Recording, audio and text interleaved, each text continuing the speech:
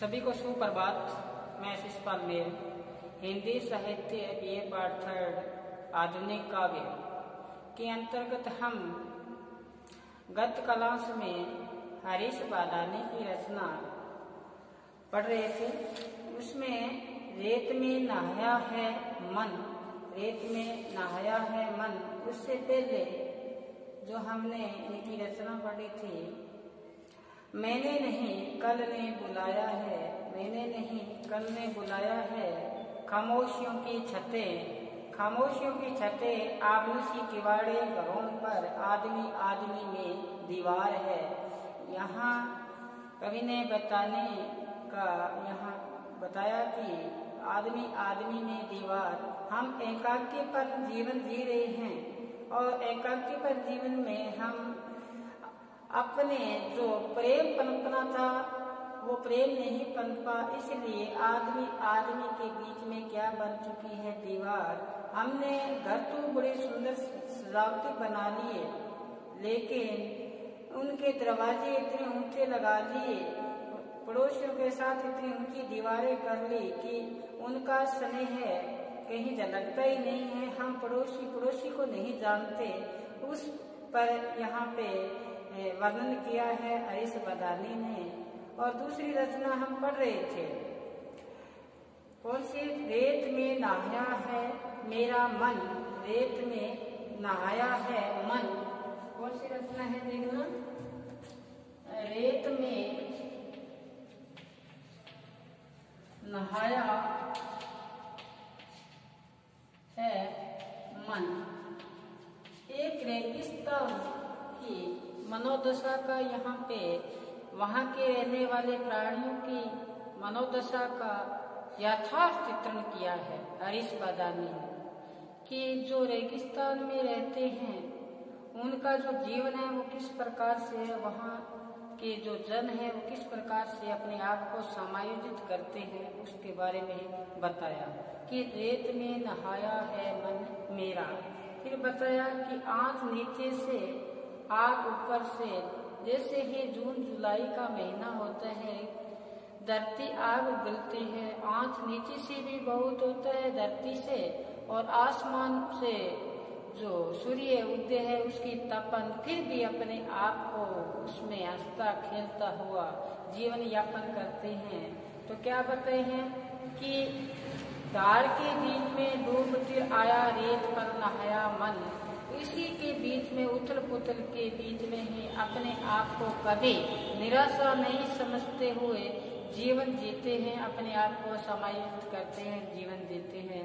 तो रेत में नहाया है मन मेरा। इसके आगे जो है साथ साथ में अपने लिखेंगे, साथ साथ में सहप्रसंग व्याख्या करेंगे। तो चले आगे क्या होता है, कभी ने देखना कि गाज सपनों सी, गाज सपनों सी, गाज सपनों सी, बेल अपनों सी, बेल अपनों सी, गाज अपनों सी, बेल अपनों सी। और सांस के सूत में, सांस के सूत में, सांस के सूत में सात सवर गूंथ कर,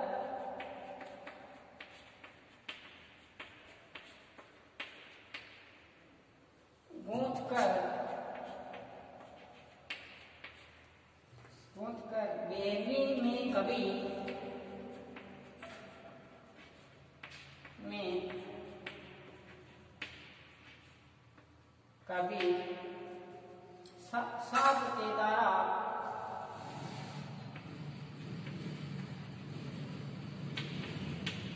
केदारा गूंगी घाटी में,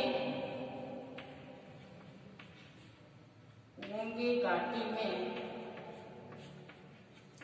गूंगी घाटी में शून्य दौरों पर, शून्य दौरों पर, शून्य दौरों पर एक आसन बिछाया है, एक आसन बिछाया है, एक आसन बिछाया है, रेत में नहाया है मन, रेत में नहाया है मन। देखो कवि ने क्या बताया है कि घास सपनों सी बेल अपनों सी, सांस के सूत में सात स्वर गूंथ कर बेरवी के कवि साध के दारा गूंगी घाटी में सुनने दोरों पर एक आसन बिछाया है, रेत में नहाया है मन मेरा। तो कवि ने यहाँ पे एक प्रतीक के रूप में यहाँ प्रस्तुत किया है कि राजस्थान के रेत में भूभाग की स्थिति का यहाँ पे वर्णन किया है। क्या बताया है? कवि कहते हैं कि रेगिस्तान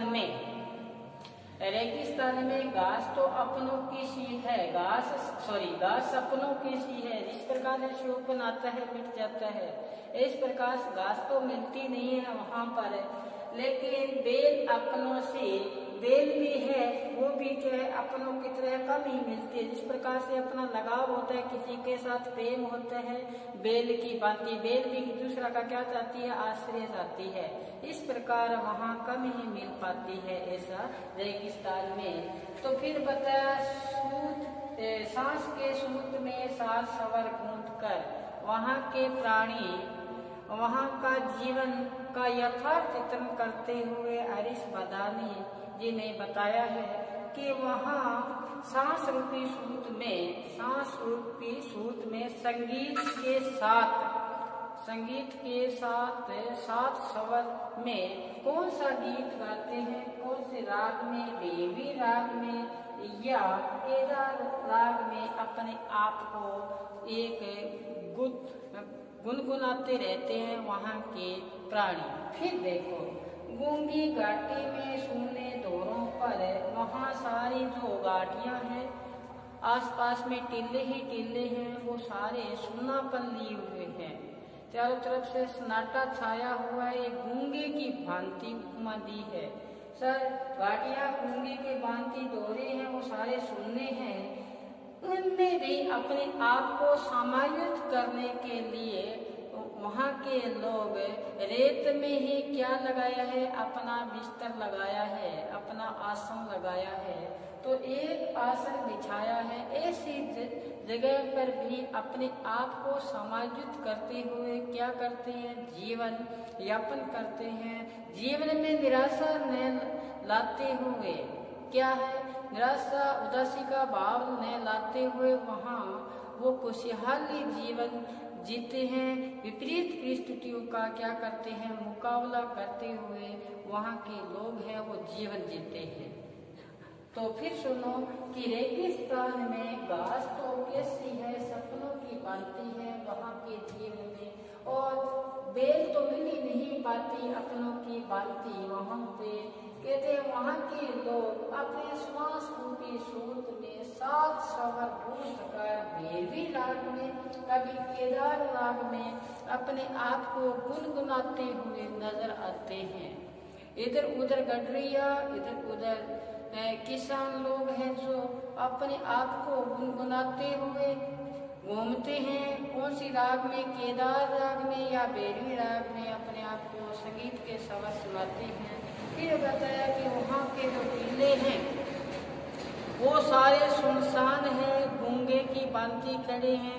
ऐसी ही जगह पर कवि ने बताया वहाँ के लोगों ने अपना आसन लगाया है और जीवन जी रहे हैं। ये वहाँ की रेगिस्तान की परिस्थितियाँ, वहाँ का यथार्थ चित्रण किया है रवि यहाँ पर हरीश बदानी जी ने, कि निराशा में भी आशा का संचार करते हुए जीवन जीते हैं।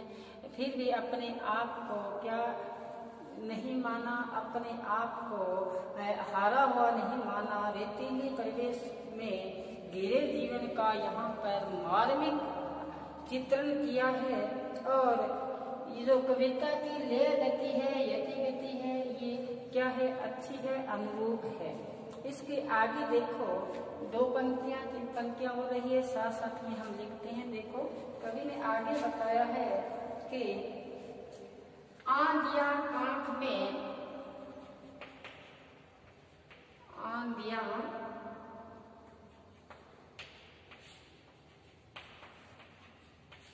आंख में, आंधियां आंख में, आसमां आंख में, आसमां आंख में, आंख में, धूप की पग रखी,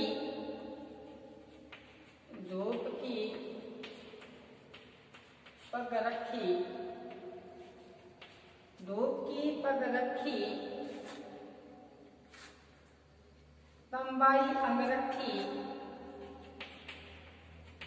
तंबाई अंगरखी, तंबाई अंगरखी, होठ अक्षर रचे, होठ अक्षर रचे, होठ अक्षर रचे, शोर जैसा मचे, शोर जैसा मचे, मचे, देख हिरनी लजी, देख हिरनी लजी, हिरनी लजी, साथ चलने सजी, साथ चलने सजी, सजी, इस दूर तक निभाया है, इस दूर तक निभाया है, निभाया है, रेत में नहाया है मन, रेत में नहाया है मन। तो कवि ने यहाँ ऋष पदार्थ जी ने क्या बताया, आंधियां आंख में, आसमां आंख में, धूप की पग रखी, तंबाई अंगरखी, तंबाई अंगरखी, होठ आखर रचे, शोर जैसा मचे, देख हिरनी लजी, साथ चले सजी, इस दूर तक निभाया है, रेत में नहाया है मन मेरा। तो कवि ने क्या बताया, यहाँ पे रेगिस्तान में जो जीवन यापन करते हैं लोग, उनके बारे में बताया कि विपरीत प्राकृतिक वातावरण में रहते हैं ये, और धूप ताप सहकर अपनी दिनचर्या निभाते हैं, धूप ताप सहकर अपने क्या निभाते हैं, दिनचर्या निभाते हैं। आंखें आसमान की ओर रहती है, आसमां आंख में, अपनी आंखें सदैव आसमान की ओर ताकती रहती है कि यहाँ पर बादल बनते हैं और मिट जाते हैं, लेकिन आशा रूपी बारिश नहीं होती। तो अपनी आंधियां यहाँ चलती रहती है और आसमान में इनकी नजरें सदैव गड़ी रहती है। धूप की पगरखी, इनकी जो पगरखी का आशय यहाँ पे आया है कि जुत्ती, पगरखी का आशय जुत्ती, इनकी जो धूप में ये पहनते हैं, जुत्ती जो पहनते हैं धूप में, और उनके धूप रूपी जो जुत्ती है, और धूप रूपी जो सदैव क्या रहती है, जुत्ती रहती है। इनके जो वेशभूषा है, वो जो अंगरखी पहन रखी है, उनका रंग कैसा हो रखा है, तांबाई रंग का हो रखा है, और होठ उनके सूखे हुए हैं, खतरे जो होठ है उनमें से देव अक्षर बच्चे बुदबुदाते रहते हैं संगीत से।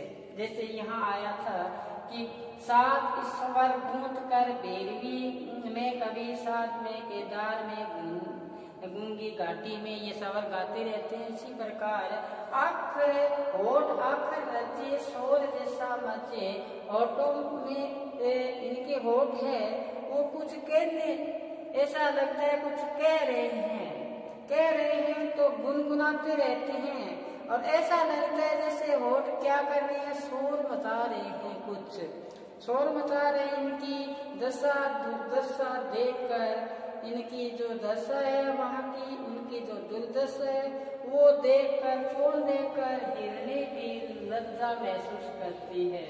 कौन महसूस करती है? लज्जा महसूस करती है हिरनी, क्योंकि वह भी साथ निभाती है उनके।